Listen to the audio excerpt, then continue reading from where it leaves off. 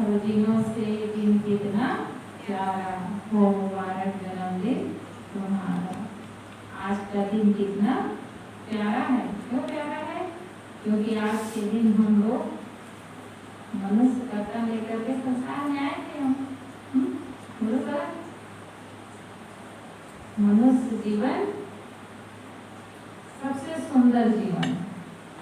अन्य खानियों में हमें इतना सुख सुविधा नहीं दे सकती, वहाँ हम जान नहीं सकते, समझ नहीं सकते, बोल नहीं सकते, खा नहीं सकते, कुछ नहीं कर सकते हैं।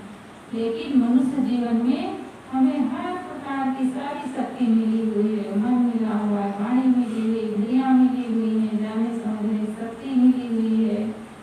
सुंदर सुंदर माता पिता संस्कारी मिल गए हैं, हमें सुंदर सुंदर मानव जीवन मिल गया है। आज के दिन हम इस दुनिया में आए थे मनुष्य तन लेकर के। क्यों सुंदर है? क्योंकि जीवन में हम अपना कल्याण का काम कर सकते हैं, शांति प्राप्ति का काम कर सकते हैं। अन्य खानियों में हमसे होने वाला नहीं है। वो मुबारक जन्मदिन तुम्हारा। वो सुंदर भजन सुने। आइए हमको दुनिया साहब जी से निवेदन करती हूँ कि आप अपने आशीर्वचनों से बच्चों को कुछ आशीर्वाद देने की कृपा करें। बोलिए सद्गुरुदेव की जय।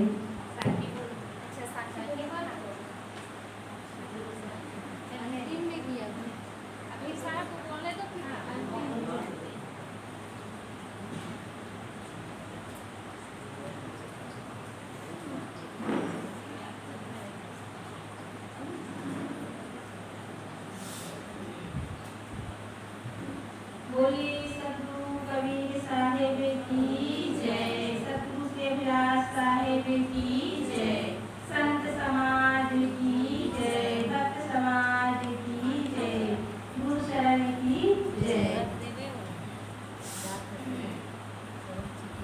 वंदनीय संत समाज, सम्मानित भक्त सज्जनों, श्रद्धांजलि देवी, बड़ी खुशी की बात है कि आज हम सब नन्हा सा बालक गुरु शरण का जन्मदिन मनाने के लिए इकट्ठे हुए हैं।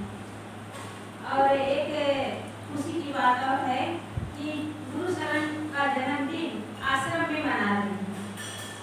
अभी सारे लोग बता रहे थे कि जन्मदिन मनाने के लिए लोग कहाँ जाते हैं। कोई होटल में जाते हैं, कोई रेस्टोरेंट में जाते हैं, तो कहीं किसी बहुत बड़े क्लब में जाते हैं, तो कोई पार्क में जाकर घर से भोजन बना करके वहाँ जाकर के बनाते खाते खिलाते नाचते गाते हैं। तो ये सब केवल दिखावा है। आप पार्टी दे रहे हैं बड़े बड़े होटल में जाकर के, रेस्टोरेंट में जाकर के, तो आप फिजूल खर्ची कर रहे हैं और बच्चे को गलत संस्कार दे रहे हैं। वो बच्चा भी फिजूल खर्ची करेगा, वो भी आपकी एक एक गतिविधि को एक क्रिया को सीख रहा है। इसलिए बच्चों को बचपन से उसे सही संस्कार देना ये माता पिता का दायित्व है। माता पिता जैसे रहेंगे वैसे ही बच्चे के ऊपर संस्कार पड़ेगा। माता पिता संस्कारी हैं तो बच्चे भी संस्कारवान बनेगा, और माता पिता ही उनका ही जीवन जीने का तरीका यदि ठीक नहीं है, फिजूल खर्ची है और गलत खान पान, गलत आचार विचार, तो बच्चा भी बिगड़ जाता है। क्योंकि बचपन जो है कोमल पौधे की तरह होता है। उसे जैसा तुम सींचोगे, जैसे उसमें खाद पानी डालोगे, वैसे वो विकसित होता है। उस तरह भी छोटा है, उनके अंदर कोई विकार नहीं है, बिल्कुल भगवान की तरह है। और उसे जैसा संस्कार दोगे वैसे ही उसके जीवन का निर्माण होगा। इसलिए कहा गया है कि संस्कार वो मुखर है जो जीवन की सिक्के को मूल्यवान बना देता है। बच्चों को बचपन से ही सही संस्कार देना चाहिए, और सही संस्कार घर से मिलता है, संस्कृति से मिलता है और सत्संग से मिलता है। अभी तो बच्चे जो है माता पिता की गोद में हैं। माता पिता जैसे जैसे संस्कार देंगे, जैसे सिखाएंगे, जहाँ जहाँ ले जाएंगे, उनका संस्कार बच्चे के ऊपर पड़ेगा।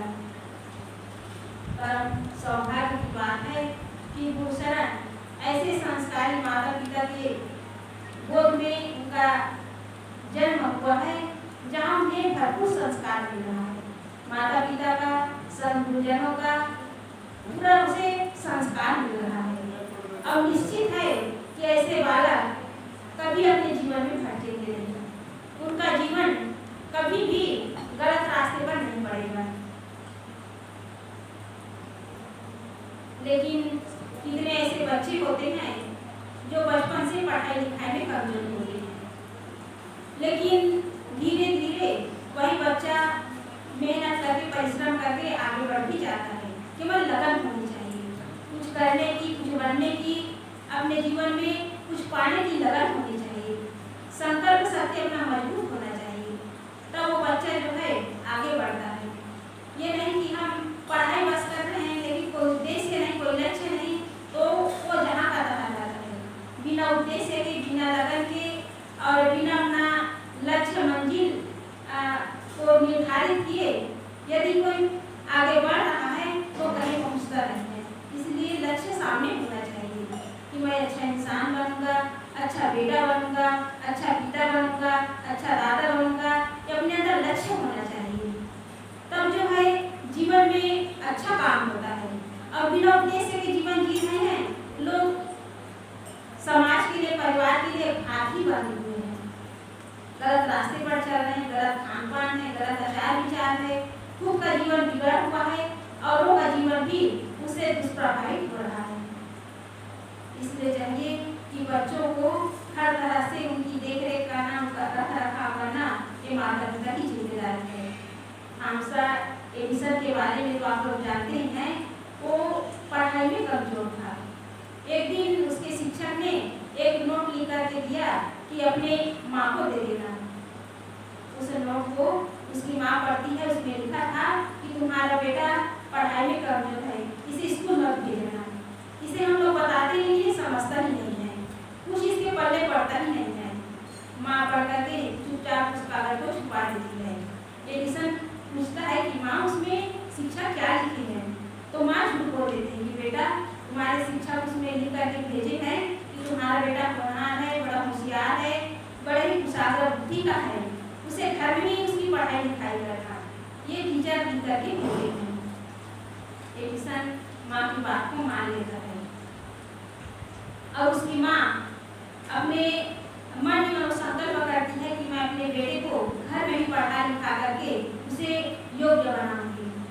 घर में उसके लिए टीचर की व्यवस्था करती है, घर में टीचर उसे पढ़ाते हैं और वही थॉमस एडिसन इतना बड़ा वैज्ञानिक बनता है, इतना बड़ा रिसर्च करता है कि बल्ब का आविष्कार करता है। कुछ दिन बाद उसकी माँ की मृत्यु होती है, तो घर की सफाई करते करते, सामान को व्यवस्थित करते करते वो नोट्स जो है उसकी माँ के एडिसन के हाथ लग जाता है। उस नोट्स को पढ़ता है, उसमें लिखा हुआ था कि तुम्हारा बेटा जो है पढ़ाई में कमजोर है, मूर्ख है। उसे इतना धक्का लगता है कि मेरी माँ इस वास्तविकता को छुपा करके मुझे कहना चाहिए कि मेरे मनोबल को, आत्मबल को बढ़ाने का काम किया, घर में पढ़ा लिखा करके मुझे योग्य बनाया। तो ये है माँ के अंदर अपने बेटे को अच्छा बनाने के लिए एक संकल्प शक्ति। माँ क्या नहीं कर सकती, माँ के गर्भ से ही तो बड़े बड़े महापुरुष और बड़े बड़े विद्वान उन्हीं के गर्भ से ही जन्म लिए, उन्हीं के संस्कार से संस्कारित होकर भी महान हुए। सद्गुरु कबीर साहब जी, महात्मा बुद्ध, महावीर, ईसा, सुरात, मोहम्मद, विवेकानंद, शंकराचार्य, बड़े बड़े महापुरुष माँ के गर्भ से ही जन्म लिए और संस्कारित होकर के महान हुए। इस तरह बच्चों को संस्कार देना और उन्हें हर तरह से उनके जीवन को निखारने का काम करना, ये माता पिता का दायित्व है। लेकिन कई बार होता क्या है, माता पिता संस्कारी होते हैं लेकिन बच्चे जो है बिगड़ जाते हैं, समझाने पर भी नहीं समझते। कितने घरों में माता पिता बड़े ही सदाचारी होते हैं, बड़े ही सरल स्वभाव के होते हैं, लेकिन बच्चे बिगड़ जाते हैं। एक तो खुद का जन्म का संस्कार होता है और दूसरा बाहर के वातावरण में बच्चे जो है बिगड़ जाते हैं, गलत संगत के कारण बिगड़ जाते हैं, समझाने पर भी वो नहीं समझता। लेकिन क्या करें, माता पिता को भी मन महसूस करके रहना पड़ता है, उन्हें भी दुख होता है कि बच्चे समझ नहीं पा रहे हैं। इसलिए मुख्य बात है कि बच्चों को सही संस्कार देना और बच्चों को यही संस्कार देना कि वो स्कूल में जाकर के बड़े ईमानदारी पूर्वक पढ़ाई करें और अपने सहपाठियों के साथ कभी लड़ाई झगड़ा ना करें, अच्छा दोस्त बनाए, अच्छे लोगों के साथ उसका उठना बैठना हो।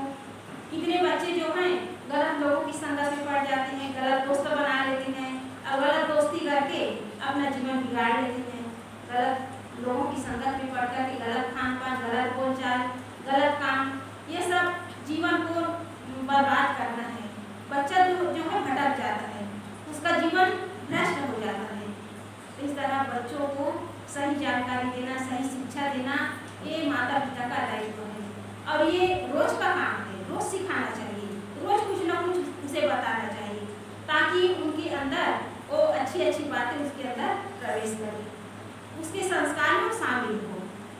लेकिन बच्चे जो है बाहर गलत लोगों की संगत में पड़ करके भटक जाते हैं, उनका जीवन बिगड़ जाता है। कितने ऐसे कमजोर बच्चे होते हैं जो केवल नकल करते हैं, पढ़ाई तो करते थे साल भर और परीक्षा में जाते थे नकल करते थे और नकल करके पास भी हो जाते थे। बड़े हिम्मत वाले होते हैं, जो गधा होते हैं बड़े हिम्मत वाले, किसी से डरते नहीं हैं।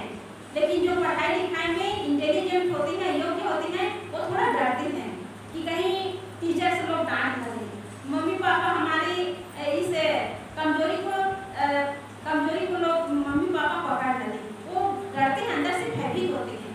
लेकिन जो पढ़ाई में कमजोर होती हैं वो बाहर कमजोर नहीं होते, वो बाहर बड़े दृढ़ होते हैं, कभी किसी से डरते नहीं।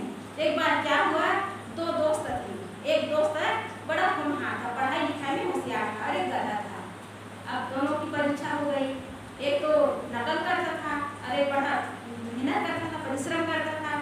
तो रिजल्ट निकला तो जो पढ़ाई में कमजोर था कहने लगा कि दोस्त मेरा भी रिजल्ट देख करके आया, मैं घर में हूँ, मम्मी पापा घर में हैं, अब रिजल्ट देखने जाऊँगा और आऊँगा तो मम्मी पापा पूछेंगे, तो हो सकता है कहीं मैं सप्लीमेंट ना आ जाऊँ, फेल ना हो जाऊँ, इसलिए मैं नहीं जा रहा, तुम ही दे करके आना।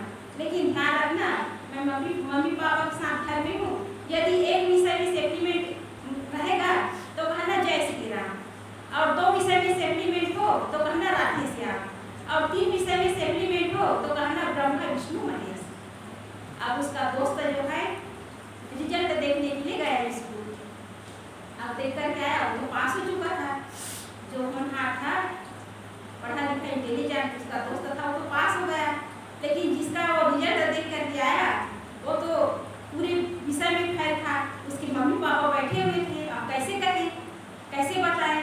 उसके दोस्त ने कहा कि दोस्त संपूर्ण देवी देवताओं की जय। तो बच्चे समझ गए कि मैं पूरे विषय में फेल हुआ। तो इस तरह बच्चे जो है मेहनत तो करते नहीं, परिश्रम करते नहीं और केवल नकल करते हैं। तो हम नकल करें तो असली चीज की नकल करें। किसकी नकल करें? हम अच्छे कामों की नकल करें कि हमारा सामने वाला दोस्त कितना बढ़िया पढ़ाई करता है, कितने अच्छे ढंग से रहता है, इसकी हम नकल करेंगे तो नकल करते करते हम भी असल हो जाएंगे। उसी प्रकार अध्यात्म के क्षेत्र में भी किसकी नकल करनी चाहिए कि सामने वाला कितना मतलब आगे बढ़ रहा है, उसके अंदर कितनी अच्छी साधना चल रही है, गुरु के प्रति उसके अंदर कितना समर्पण का भाव है, इस चीज की नकल करनी चाहिए। मेरा भाई अपने भक्ति मार्ग में कितना वो प्रतिकूलताओं को सही है, लेकिन आज हम थोड़ी थोड़ी प्रतिकूलताओं में हम विचलित हो जाते हैं, उद्वेगी हो जाते हैं, दुखी हो जाते हैं। तो हमें इस चीज का नकल करना चाहिए कि हमारे इतिहास में जो महापुरुष हुए हैं, आगे बढ़े हैं, वो कैसे अपने मार्ग में आगे बढ़े, कैसे प्रतिकूलताओं को सही, इस चीज का नकल करना चाहिए। तब वो हमारे जीवन में असल जो भक्ति है, असल जो भाव है, असल जो श्रद्धा है हमारे अंदर आएगा। लेकिन हम समझ नहीं पाते। तो मैं कह रही थी कि बच्चों को संस्कार देना, उनके जीवन की सुरक्षा करना, उनके जीवन को संवारना, उनके जीवन को गढ़ने और छीनने का काम करना, ये माता पिता का दायित्व है। माता पिता परिश्रम करके, मेहनत करके उसकी हर चीज की व्यवस्था करते हैं। पढ़ाई लिखाई में स्कूल फीस, स्कूल ड्रेस और जूता मोजा, उसकी हर चीज की व्यवस्था करते हैं। अब आजकल तो पहले तो बच्चे लोग जो हैं स्कूल जाते थे, तो ये सब प्राइवेट स्कूल नहीं था, गवर्नमेंट स्कूल था तो सुबह से लेकर शाम तक जाते थे। अब टिफिन में चावल की रोटी, गेहूं की रोटी ले लेते थे। अब कितने बच्चे तो ऐसे चले जाते थे, लेकिन आजकल के बच्चों के लिए ऐसा नहीं चाहिए, उसके लिए अलग अलग आइटम चाहिए। मम्मी आज हलवा बनाई हो तो कल दूसरी चीज़ बनाना, कल फल फूल मेरे टिफिन में डालना, कल ड्राई फ्रूट मेरे टिफिन में डालना, ये बच्चों की मांग होती है। तो इस तरह अब आधुनिकता है तो आधुनिकता के अनुसार सब करना पड़ता है, क्योंकि समय के अनुसार सब बदल रहा है। और उस बदलते हुए समय में हर चीज़ परिवर्तित हो रहा है, तो उसके अनुसार रहन सहन खान पान भी बदल गया है। इस तरह माता पिता कितना मेहनत करके परिश्रम करके बच्चों को पढ़ाते लिखाते हैं और उनके जीवन को संवारने का काम करते हैं। तो जो माता पिता ईमानदारी पूर्वक जीवन जीते हैं, किसी भी प्रकार का गलत व्यवहार नहीं करते, गलत आचार विचार नहीं रखते, उनका जीवन तो स्वयं सुंदर बनता है। बच्चे जो है उन संस्कारों को लेकर के उनका भी जीवन प्रभावित होता है। वो भी समझते हैं कि मेरे माता पिता कितने संस्कारी हैं, वो कितना मेहनत कर रहे हैं, वो भी समझते हैं। क्योंकि बच्चा जो है हमारे एक एक गतिविधि को देख रहा है, वो भी समझ रहा है, वो भी सीख रहा है। एक घटना है, एक महेश जी नाम का साधारण कर्मचारी था और वो ऑफिस में बड़े ही ईमानदारी पूर्वक काम करता था। इतने ऑफिसर होते हैं कि घूस लेते हैं, रिश्वत लेते हैं, लेकिन जो उसको वेतन मिलता था उतने में वो खुश था। पड़ोस वाले उसकी प्रशंसा करते थे, माता पिता भी उसकी प्रशंसा करते थे। तो एक दिन क्या हुआ, स्कूल खुलने का समय आया, उसकी माँ कहने लगी कि बेटा जाओ अपने पापा के साथ स्कूल ड्रेस जूते मोजे खरीद करके ले आओ। तो वो बालक कहने लगा कि मम्मी मेरे पास स्कूल ड्रेस है, पुराना वाला जूता मोजा भी है, खरीदने की जरूरत नहीं, उसी से काम चला लूँगा। तो उसकी माँ कहने लगी कि नहीं बेटा, स्कूल खुल रहा है, पुराने कपड़े पहन कर क्यों जाओगी, जाओ नया कपड़ा खरीद करके ले आओ। माँ के कहने पर वो बालक जो है दुकान पे गया, कपड़े की दुकान पे गया तो सेठ जी से कहने लगा कि सेठ जी मेरे लिए पैंट और शर्ट फिटिंग का मत देना, ढीला वाला देना। अब खरीद लिए। और उसके पापा जी सोचने लगे कि ये बालक ऐसा क्यों कर रहा है, मन ही मन सोचने लगा। फिर जूते मोजे की दुकान पे गए, वहाँ भी जूते मोजे ढीला ही खरीदा, चुस्त नहीं खरीदा, फिटिंग का नहीं खरीदा। और उसके पापा परेशान हो गए कि बच्चा ऐसा क्यों कर रहा है। फिर घर आकर के उसके पिताजी ने पूछा कि बेटा तुम ये स्कूल ड्रेस और जूते मोजे फिटिंग का क्यों नहीं दिए, ये ढीला ढीला क्यों लिए। तो बालक कहने लगा कि पिताजी मेरे पास अभी पुराना स्कूल ड्रेस जूता और मोजा है, उसे साल भर में चला लूँगा, अब ये जो खरीदा वो अगले साल के लिए काम आएगा, इसलिए मैं ढीला खरीदा। तो ऐसा क्यों किए, अभी तो मेरे पास पैसा है, मैं कमा रहा हूँ।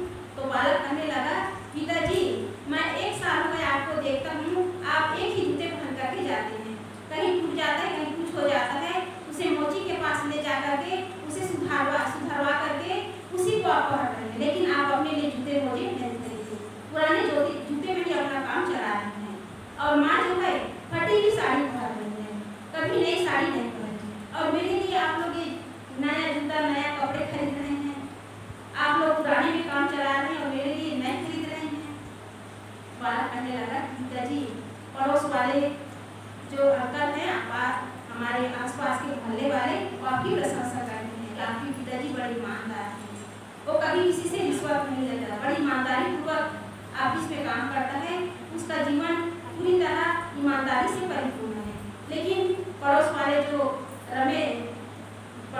जो जयप्रकाश हैं वो बड़ा बेईमान है, रिश्वतखोर है, हमेशा कुछ न कुछ गड़बड़ करता ही रहता है। कहने लगा कि पापा बगल वाले अंकल को पड़ोस वाले लोग हमेशा कोसते रहते हैं, बेईमान कहते रहते हैं। पापा आपके अंदर जो ईमानदारी है, आपकी जो प्रशंसा हो रही, पढ़ाई हो रही है, पास पड़ोस वाले आपकी प्रशंसा कर रहे हैं, दादा दादी भी आपकी प्रशंसा करते हैं, मैं आपकी ईमानदारी में ताकत बढ़ना चाहता हूँ, आपकी कमजोरी बढ़ना नहीं चाहता। मैं आपकी ईमानदारी में आपकी ताकत बढ़ना चाहता हूँ, आपकी कमजोरी बढ़ना नहीं चाहता। बच्चे के इस जवाब को सुनकर पिताजी की आंखों में आंसू आ गए। सोचने लगा आज ईमानदारी का मुझे बहुत बड़ा उपहार मिला है। इस तरह हम जो करते हैं बच्चे वही सीखते हैं, उनके अंदर संस्कार बढ़ रहा है। इसलिए चाहिए कि हम बच्चों के सामने ऐसा बर्ताव ऐसा व्यवहार न करें कि उनका जीवन बिगड़ जाए। कितने घरों में जाओ तो माता पिता अपने ही माता पिता के साथ लड़ाई झगड़ा करते हैं, बात बात पर उसे जल्दी कभी सुनाते रहते हैं, तो बच्चे भी सीख रहे हैं, बच्चे भी देख रहे हैं, उनके अंदर भी गलत संस्कार बन रहा है। इसलिए कभी भी किसी भी परिस्थिति में हम अपने संस्कार को, अपने मन को, अपने जीवन को बिगाड़ने का काम न करें, ताकि बच्चे के अंदर गलत संस्कार, गलत भाव न आने पाए।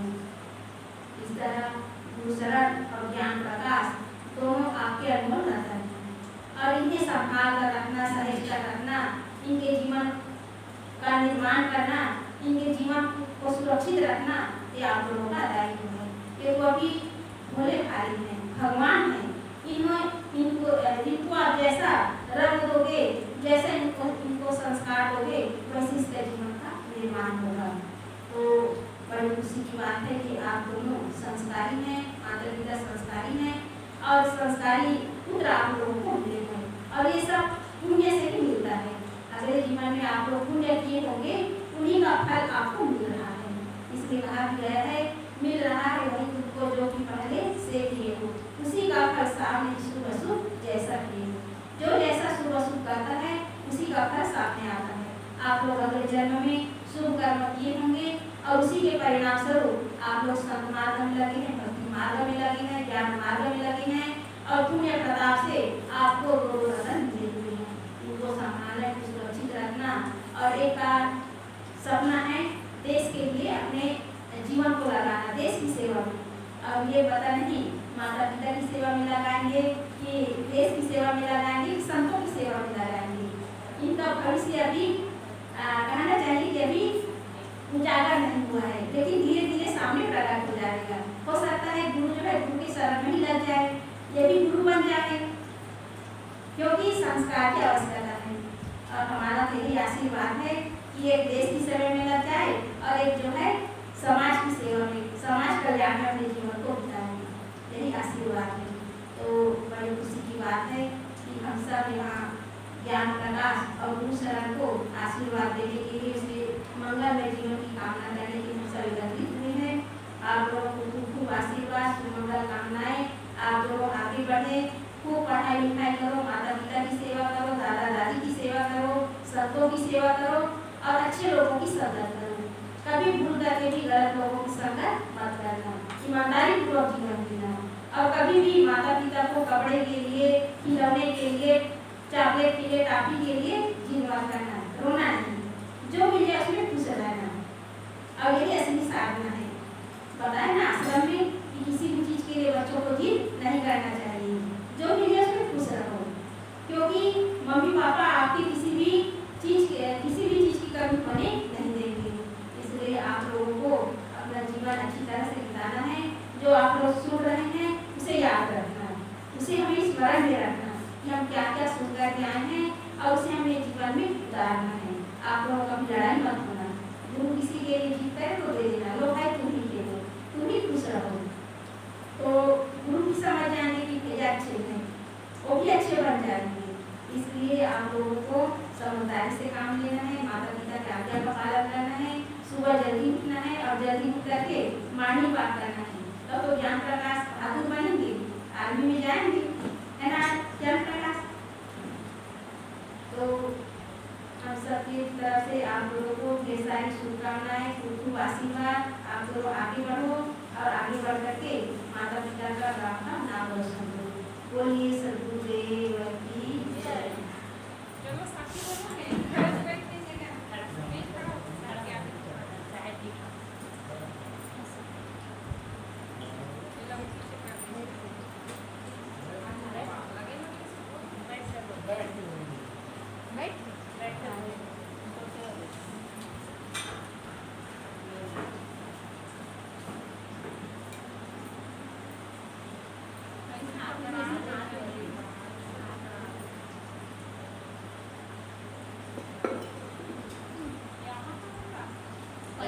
देखो ना है उमर देखो ना चंदन लगे साही मन तो लइका में रख दे भेंट करबो ना भई जानही मैं खाओ